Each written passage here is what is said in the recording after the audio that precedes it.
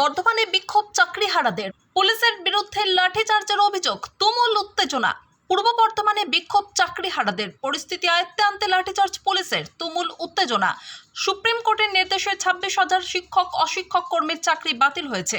এরই প্রতিবাদে বুধবার জেলায় জেলায় পথে নেমেছেন চাকরিহারারা। সেই প্রতিবাদের আজ সারা রাজ্যে ছড়িয়ে পড়েছে। চাকরি হারানোর প্রতিবাদে এবং মুখ্যমন্ত্রী মমতা বন্দ্যোপাধ্যায়ের প্রস্তাব প্রত্যাখ্যান করে মঙ্গলবারই মেদিনীপুরে একাধিক কর্মসূচি পালন করেছেন চাকরিহারারা। বুধবার সকাল থেকেই জেলায় জেলায় ডিআই অফিস ঘেরাও চাকরিহারাদের। এদিন বর্ধমানেও প্রবল উত্তেজনা দেখা গেল ডিআই অফিস চত্বরে।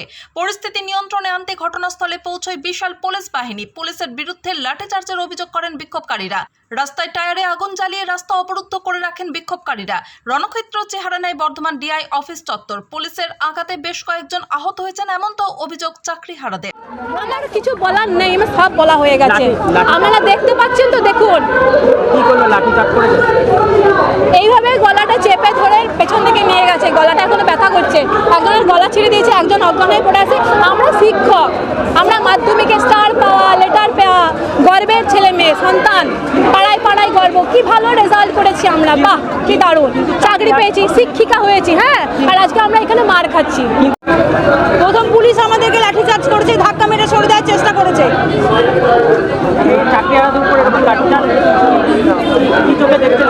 আমরা এখন পুলিশের কাছে জানতে চাই, লাঠি চার্জ করার অর্ডার কোথা থেকে পেলেন? আজকে যেন ওনারা যে ভর্তি পড়ে আছে, সেই ভর্তি পড়ে বীরত্বের সঙ্গে তাদের বাড়ির ছেলে মেয়েদের বলতে পারে যে হ্যাঁ, আজকে আমি পুলিশ হয়েছি, শিক্ষক পিটিয়ে পুলিশ হয়েছি। আজকে আমরা যোগ্য শিক্ষকদের পিটিয়ে আজকে আমরা পুলিশ।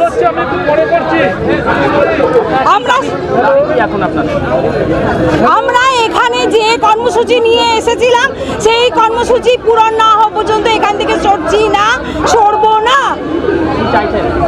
আমরা চাইছি ওএমআর সিট পাবলিশ করা হোক, যোগ্য অযোগ্যের লিস্ট পাবলিশ করা হোক।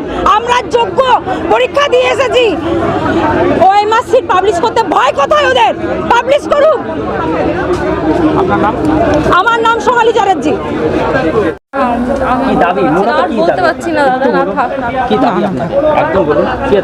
বলার একটাই কথা যে আমরা কতটা যোগ্য, দেখুন যে এতগুলো অযোগ্যদের মধ্যেও আমরা এখনো দাঁড়িয়ে আছি।